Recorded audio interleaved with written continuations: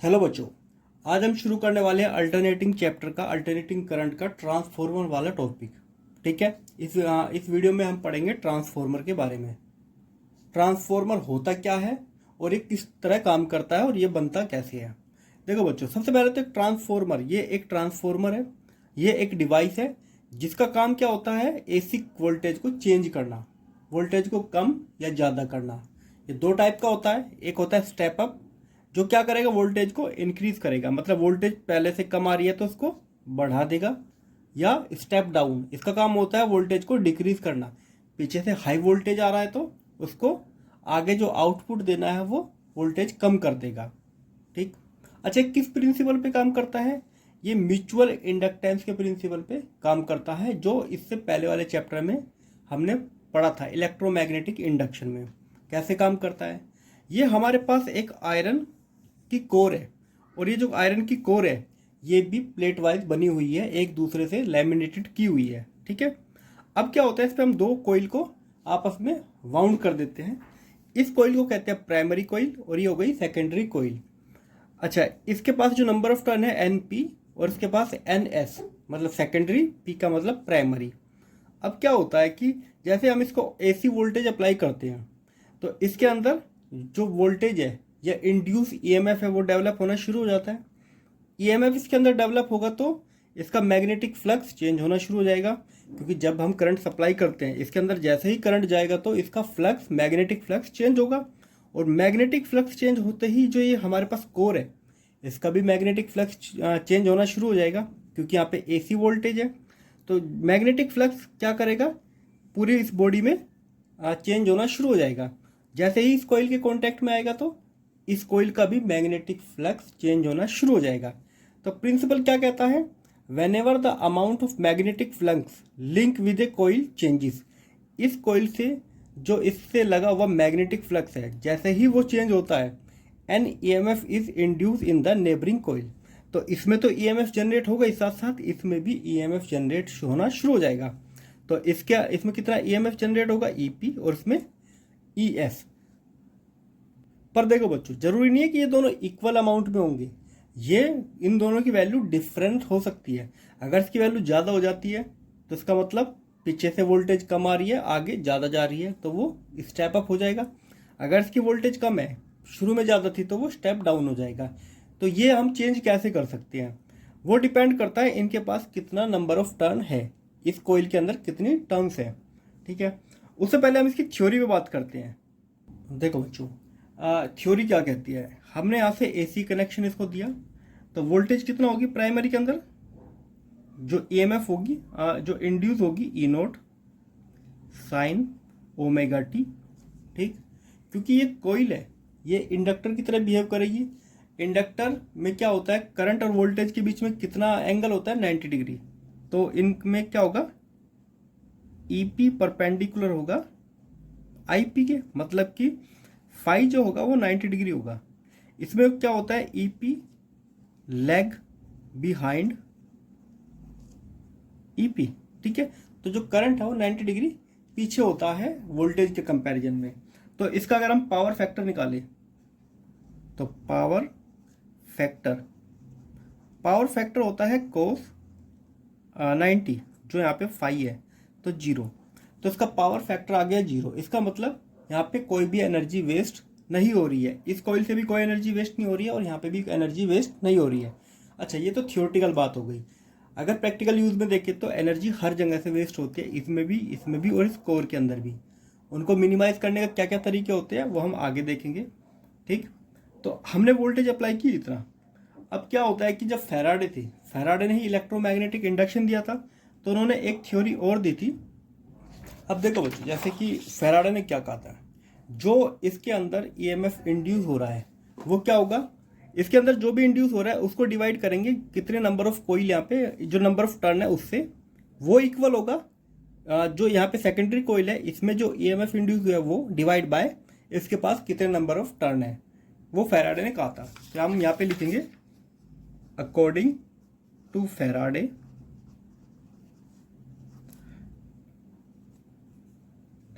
Faraday induce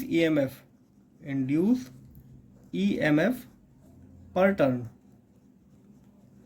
जिसको हम पढ़ते हैं ई टर्न, मतलब कि हर टर्न से कितना ईएमएफ इंड्यूस हो रहा है, is same for both coil. ठीक है, कहने का मतलब E P divide by N P equal to E S secondary coil divide by number of turn of secondary coil. ये इक्वल होगा, ये फैराडे ने कहा था, और ये किसके इक्वल होगा, ई टर्न। ठीक है, वैसे जो फ्लक्स कितना चेंज हो रहा है, फ्लक्स को कहते हैं मैग्नेटिक फ्लक्स को डीबी डिवाइड बाय डीटी। ठीक है, तो उसकी जो वैल्यू होगी वो E P divide by N P equal to E S divide by N S. ठीक है, अब इस रेशियो को हम ले लेते हैं। अगर हमको सेकेंडरी का वोल्टेज निकालना है कि सेकेंडरी में कितना वोल्टेज इंड्यूस हो रहा है, तो यह आ जाएगा हमारा E P N S divide by N P. अब इस रेशियो से हमको एक काम की बात पता चलती है। देखो बच्चों, अगर इसके पास जो कोइल है, कोइल की संख्या ज़्यादा है इससे, तो यहाँ पे वोल्टेज क्या होगा, इस फॉर्मूले के अकॉर्डिंग कोइल की अगर संख्या ज़्यादा है तो ईएमएफ ज़्यादा इंड्यूस होगा, कोइल की संख्या अगर कम होगी इससे तो कम होगा। तो ये दोनों डायरेक्टली प्रोपोर्शनल है। मतलब अगर N S greater than N P, तो यहाँ पे ई एस जो होगा ग्रेटर देन ई पी। ऐसा करने से क्या होगा, इस टाइप को कहते हैं स्टेप अप। वोल्टेज यहाँ पे या इंड्यूस ईएमएफ बढ़ गया ना, जो सेकेंडरी कोइल है इसका जो वोल्टेज है ई एस और इसका वोल्टेज है ई पी, तो इसकी वैल्यू ज़्यादा है as compare to this one. तो यहाँ पे वोल्टेज जो है या हमारा जो इंड्यूस ईएमएफ है वो बढ़ गया है। ठीक, दूसरा, अगर एन एस की वैल्यू कम है तो यहाँ पे ई एस जो होगा वो कम होगा ई पी से। इसको कहते हैं स्टेप डाउन, कि पीछे जो वोल्टेज है, जो प्राइमरी कोइल है उसके पास ज़्यादा नंबर ऑफ टर्न है, इसके पास नंबर ऑफ टर्न कम है। तो अगर नंबर ऑफ टर्न कम है तो वोल्टेज भी कम इंड्यूस होगा, नंबर ऑफ टर्न ज़्यादा होती है तो वोल्टेज ज़्यादा इंड्यूस होता है। ये हमने पिछले चैप्टर में पढ़ा था, इंड्यूस ईएमएफ वाले चैप्टर में। तो जितनी ज़्यादा कोइल होगी उसी प्रपोर्शन में इंड्यूस ईएमएफ होता है। दूसरी बात, कितना पावर ट्रांसफर होगी। अच्छा, इस एक चीज़ और देखते हैं। हमें एक रेशो पता है कि N S divide by N P, इसको हमने के मान लिया है। ठीक है, इसी को हम कहते हैं ट्रांसफॉर्मर रेशो, कि इनके जो कोइल है उनका रेशो क्या है। ठीक, अब देखो बच्चों, पावर जो ट्रांसफर होती है, जितना पावर यहाँ से ट्रांसफर हो रही है, अब हम मान के चलते हैं कि इस बीच में इससे और इसके बीच में जो पावर ट्रांसफर होती है उसमें कोई लॉस नहीं होता। जितना पावर यहाँ से इंड्यूस हो रही है उतना ही यहाँ पे ट्रांसफर हो रही है, ये हम मान के चलते हैं। अब पावर का फॉर्मूला क्या होता है, करंट मल्टीप्लाई वोल्टेज। तो जो पावर ट्रांसफर हो रही है तो हम क्या कहते हैं, नो एनर्जी इज लॉस्ट। ठीक, एक कॉइल से दूसरे कॉइल में जाने पे कोई एनर्जी लॉस्ट यहाँ पे नहीं हो रही है। तो एनर्जी कंजर्वेशन क्या कहती है, आई पी ई पी। ये प्राइमरी कॉइल के अंदर पावर है तो ये ट्रांसफर होगी सेकेंडरी कॉइल के अंदर, तो आई एस ई एस इसके इक्वल होगी। ठीक है, तो हम अगर आई एस निकालें तो ये हो जाता है हमारा I P E P E S. ठीक है, ये हो गया हमारा आई एस, मतलब कि सेकेंडरी कॉइल के अंदर जो करंट है उसका रेशो। अच्छा, कि जो हमको अभी और पता है कि E P divide by E S equal to होगा N P divide by N S. मतलब ये फॉर्मूला कहाँ से आया, यहाँ से। ठीक, ये होता है रेशो। अब ध्यान से देखो, अगर हमारे पास ये वाला केस हो जाए स्टेप अप में क्या होगा, ई पी की वैल्यू कम है, इसकी वैल्यू ज़्यादा है। इसकी वैल्यू ज़्यादा होगी तो ऑटोमेटिक सी बात है इसकी वैल्यू क्या हो जाएगी, कम। तो इस चीज़ को बड़े ध्यान से देखना, अगर E S greater then E P तो जो करंट सेकेंडरी करंट हो जाएगा वो कम हो जाएगा प्राइमरी से। मतलब जो हमारा स्टेप अप ट्रांसफॉर्मेशन होता है, अगर वोल्टेज बढ़ रही है तो करंट उसी प्रपोर्शन में कम हो जाता है, ये ध्यान रखना।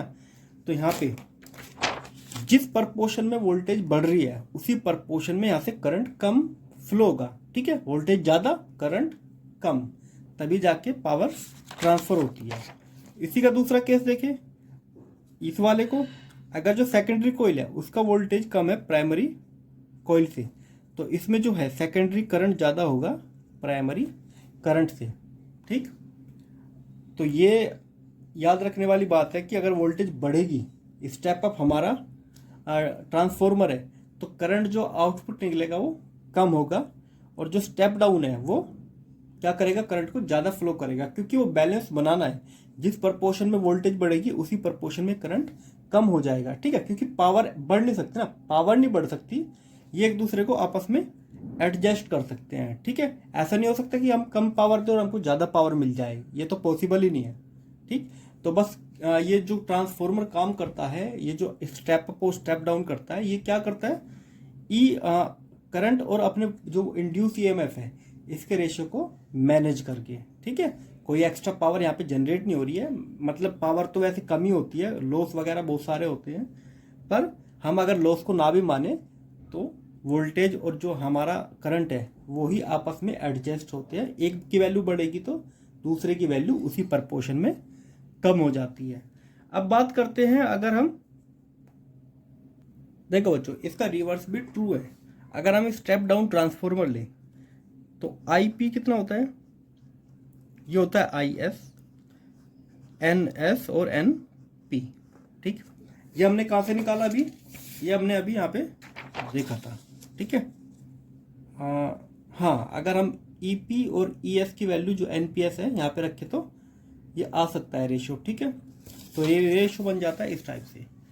अच्छा, आई एस को क्या लिख सकते हैं हम, इसको लिख सकते हैं voltage in secondary divide by resistance, अगर वो किसी रजिस्टेंस से कनेक्टेड है तो एन एस एन पी।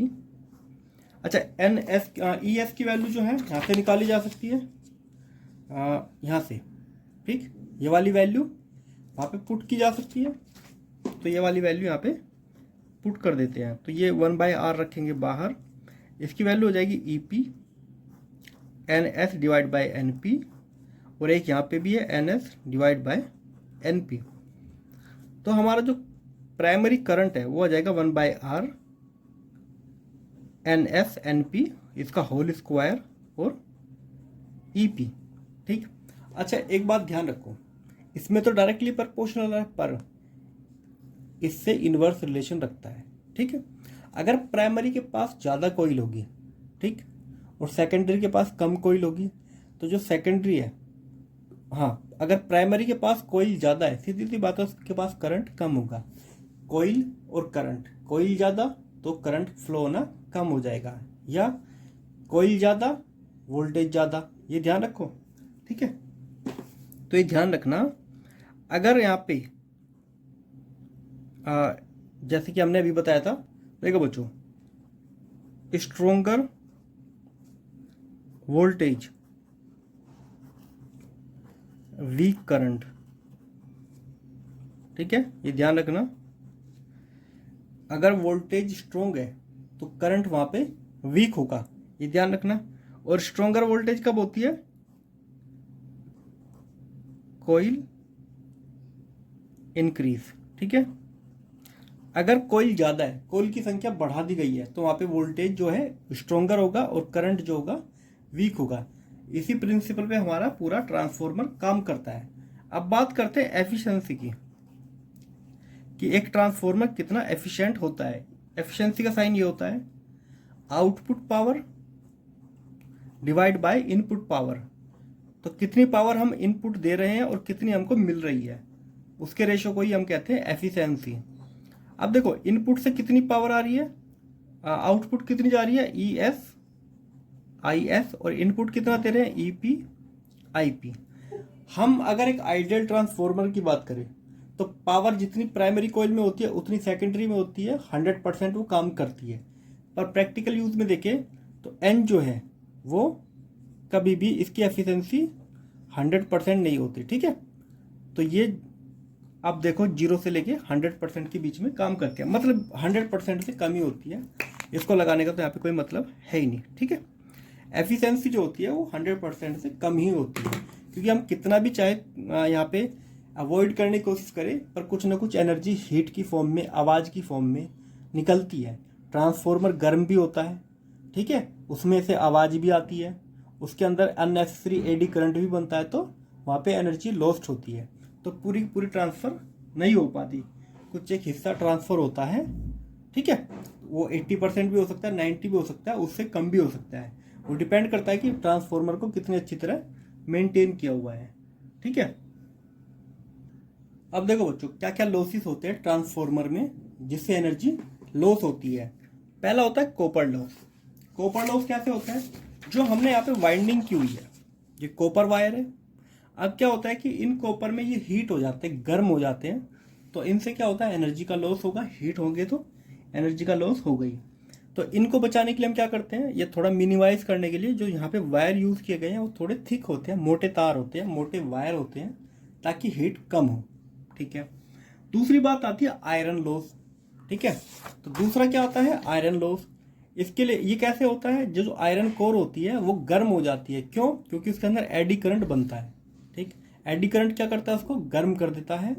इसको बचाने के लिए क्या कर सकते हैं, जो कोर हमारी है वो लैमिनेट कर सकते हैं। ठीक है, कोर भी जो होती है अलग अलग प्लेट से मिलकर बनती है, तो एक और दूसरी प्लेट के बीच में एक लैमिनेशन लगा देते हैं। ठीक है, ताकि वहाँ पे हीट या करंट ट्रांसफर ना हो, एडी करंट प्लेट के अंदर घूमे ना। एडी करंट मिनिमाइज हो जाएगा तो कोयल भी कम गर्म होगी। तो जो ये हमारी कोयल है ये प्लेट से मिलके बनी होती है, एक प्लेट को दूसरी प्लेट से लैमिनेट करोगे तो एडी करंट काफ़ी मिनिमाइज हो जाएगा, तो पावर का यहाँ पे लॉस कम हो जाएगा। तीसरा आता है हमारा लीकेज ऑफ मैग्नेटिक फ्लक्स। जो यहाँ पे मैग्नेटिक फ्लक्स होता है, हम मान के चलते हैं कि वो यहाँ पे ट्रांसफर होता है, पर ऐसा नहीं होता। मैग्नेटिक फ्लक्स इस कोयल में अलग है, इसमें अलग है, चेंज हो जाता है। ठीक है, तो इसको रिड्यूस करने के लिए हम क्या करते हैं, एक कोयल के ऊपर ही दूसरी कोयल को वाइंड अप कर देते हैं। ठीक है, एक ही कोएक्सिस पे। हाँ, मैग्नेटिक फ्लक्स, तो हम क्या करते हैं, winding primary and secondary coil one over other, एक के ऊपर एक कोई राउंड राउंड हम कर देते हैं। ठीक है, क्योंकि इनका फ्लक्स सेम नहीं होता, तो उससे क्या होता है, लीकेज होने के चांस कम हो जाते हैं। फोर्थ नंबर पे आता है हिस्टीरियस लॉस। हिस्टीरियस लॉस का मतलब क्या होता है, जो हमारी कोर है वो बार बार मैग्नेटिक फ्लक्स की वजह से मैग्नेट हो रही है, मैग्नेटिज्म आ रहा है, फिर डीमैग्नेटिज्म हो रही है। ऐसा करने से उसमें क्या होता है, एनर्जी का लॉस होता है। तो इसके लिए हम क्या कर सकते हैं, ऐसा मटेरियल यूज़ कर सकते हैं जिसका हिस्टीरियस लॉस जो है वो काफ़ी कम हो। ठीक है, आयरन का सब्स्टिट्यूट भी देख सकते हैं जिसका हिस्टीरियस लॉस कम हो। फिर आता है मैग्नो स्ट्रिक्शन। इसमें क्या होता है, ट्रांसफॉर्मर से एक हुमिंग की आवाज़ आती है। अब ट्रांसफॉर्मर के बराबर से निकलोगे तो उसके अंदर से एक आवाज़ आती है, वो आवाज़ ही, खैर उसका तो कुछ कर नहीं सकते, उसको मिनिमाइज कैसे करेंगे। तो ओवरऑल अगर सभी लॉसेस को मेंटेन करके रखे, इनको मिनिमाइज करके रखे, तो एक हमारा जो ट्रांसफॉर्मर है 90% तक हमको पावर सप्लाई दे सकता है। ठीक है, उसकी एफिशिएंसी 90% तक हो सकती है अगर एक अच्छा ट्रांसफॉर्मर है, उसकी हर चीज़ को मेंटेन करके रखे हुए है। 10% का लॉस तो फिर भी हो ही जाता है। ठीक है, देखो बच्चों ट्रांसफॉर्मर के क्या यूज़ है। ट्रांसफॉर्मर लगभग हर एसी ऑपरेशन में काम आता है। इसका साइज काफ़ी बड़ा हो सकता है। ठीक है, काफ़ी बड़ा मतलब कमरों से भी बड़ा हो सकता है, और छोटे से छोटा हो सकता है, जैसे हमारे टीवी में लगते हैं। ठीक है, तो इसका साइज काफ़ी बड़ा भी हो सकता है और काफ़ी छोटा भी हो सकता है। मैक्रो से लेके माइक्रो हो सकता है। जैसे वोल्टेज रेगुलेटर का काम करता है, मतलब कि वोल्टेज को रेगुलेट करता है। टीवी के अंदर रेफ्रिजरेटर, कंप्यूटर, एयर कंडीशन, हर एक इंस्ट्रूमेंट में होता ही है। काफ़ी छोटा साइज होता है। इंडक्टेंस फर्नेस, जहाँ पे करंट का यूज़ करके जो फर्नेस होती है वो चलाई जाती है, भट्टी जिसको कहते हैं, जहाँ पे मेटल वगैरह मेल्ट किए जाते हैं। तो बड़े बड़े फर्नेस में भी ट्रांसफॉर्मर का यूज़ होता है। अच्छा, वेल्डिंग करने के लिए एक ट्रांसफर यूज़ करते हैं जिसको स्टेप डाउन ट्रांसफॉर्मर हम कहते हैं। ठीक है, स्टेप डाउन क्यों करते हैं यूज़, वोल्टेज कम होगी पर करंट ज़्यादा होगा, करंट ज़्यादा होगा तो वेल्डिंग की जा सकती है। In transmission of AC over long distance, long distance के लिए अगर हमको एसी ट्रांसफ़र करनी है, जो कि करनी होती है, उसमें ट्रांसफ़र हर एक स्टेप पे लगाई जाती है। मान लेते हैं पावर हाउस है, पावर स्टेशन, यहाँ पे काफ़ी हाई वोल्टेज आती है। ठीक है, कई हज़ारों में वोल्टेज आती है। तो हमारे लोकल जो हमारा एरिया होता है उसमें एक ट्रांसफॉर्मर लगा होता है, वो काफ़ी बड़ा होता है, कमरे के साइज़ का। ठीक, अब उससे क्या होता है कि हमारे जो घर के पास पोल लगे होते हैं, जहाँ से हमारे घर में कनेक्शन आता है, वहाँ पे छोटे छोटे ट्रांसफॉर्मर लगे होते हैं। तो यहाँ से हाई वोल्टेज आएगी पीछे से, फिर वोल्टेज क्या होगी, कम होके आगे की तरफ जाएगी, और ऐसे करते करते हमारे घरों तक वोल्टेज आती है। तो हर एक स्टेज पे ट्रांसफॉर्मर का यूज होता है, ठीक है, ताकि हम एसी को कंट्रोल कर सके। अगर मान लेते कहीं शॉर्ट सर्किट हो जाता है तो पीछे से कैसे करंट को कम करना है, डाइवर्ट करना है, ये सब चीज़ें ट्रांसफॉर्मर ही कर लेता है। और आप सबने तो ट्रांसफॉर्मर देखे ही होंगे, ठीक है, ऐसा कोई नहीं होता जिसने ट्रांसफॉर्मर ना देखे हो। तो ट्रांसफॉर्मर एक चिप के आकार से लेके एक कमरे से भी बड़ा हो सकता है, ठीक है। वर्किंग प्रिंसिपल यही होता है जो हमने आज इसका पढ़ा है। इसका एक क्वेश्चन करते हैं। देखो बच्चों, क्वेश्चन क्या है, एक ट्रांसफॉर्मर है जिसकी एफिशिएंसी 80% है, 80% ही एनर्जी को ट्रांसफर करता है, 20% लॉस हो जाती है। किस पावर पे काम करता है, 4000 वोल्ट पे काम करता है, या 4 किलोवाट पे काम करता है। जो प्राइमरी वोल्टेज है वो 100 है, जो सेकेंडरी वोल्टेज है वो 240 है, 240। अब हमें बताना है प्राइमरी कॉइल के अंदर कितना करंट होगा और सेकेंडरी के अंदर कितना करंट होगा, वो हमको बताना है। अच्छा देखो, यहाँ पे जो पावर है इस कॉइल की पावर होगी। अच्छा, पावर का जो फॉर्मूला होता है वो होता है IP EP। पावर हमको 4000 दे रखी है, डिवाइड कर देंगे EP से, तो हमको करंट मिल जाएगा। प्राइमरी करंट कितना है, तो IP की वैल्यू आ जाएगी, 4000 को डिवाइड करना है हमको 100 से, तो 40 एम्पियर, ठीक है। तो प्राइमरी कॉइल में कितना करंट है, 40 एम्पियर। अब बात करते हैं, हमको सेकेंडरी कॉइल का करंट निकालना है कि यहाँ से करंट कितना ट्रांसफर होगा, ठीक है। अच्छा, यहाँ पे एक वो है, अगर इसकी वोल्टेज कम है, इसकी ज़्यादा है, तो इसका करंट ज़्यादा होगा, तो इसके अंदर जो करंट होगा वो कम होना चाहिए 40 एम्पियर से, ठीक। अच्छा, एफिशिएंसी का फॉर्मूला क्या होता है, आउटपुट कितना है ES IS, और EP इनपुट कितना है ये। तो इनपुट पावर कितना है, ये तो पूरी 4000 है, तो इसको अलग अलग वैल्यू रखने की जरूरत नहीं है क्योंकि पहले से ही 4000 दे रखा है। एफिशिएंसी कितना है, 80%, तो 80% को लिखेंगे 80 डिवाइड बाई 100। सेकेंडरी कोइल का पोटेंशियल 240 है, करंट हमको सेकेंडरी का निकालना है, इसकी वैल्यू 4000 हमको दे रखी है। थोड़ी कटिंग करते हैं और हमारा आंसर आ जाएगा। तो कटिंग के लिए सबसे पहले ये 2 जीरो कट, ठीक है, 1 जीरो से 1 कट, 4 से कट करेंगे तो 6 टाइम ये इधर आ जाएगा। तो हमारा जो IS आया है 80 डिवाइड बाय 6, तो इसका आंसर आता है 13.3 एम्पियर। अच्छा देखो, इसका करंट 40, करंट बदल के 13 हो गया, 13 के आसपास, वोल्टेज 100 से 240 हो गई, वोल्टेज बढ़ी, करंट कम हो गया, ठीक है। तो ऐसा ही होता है ट्रांसफॉर्मर के अंदर, वोल्टेज बढ़ेगी तो करंट की सप्लाई उसी प्रपोर्शन में कम हो जाती है, ठीक। तो ये था हमारा चैप्टर अल्टरनेटिंग करंट, कंप्लीट हो चुका है। इसके बाद हम करेंगे इलेक्ट्रोमैग्नेटिक वेव अगले वीडियो में।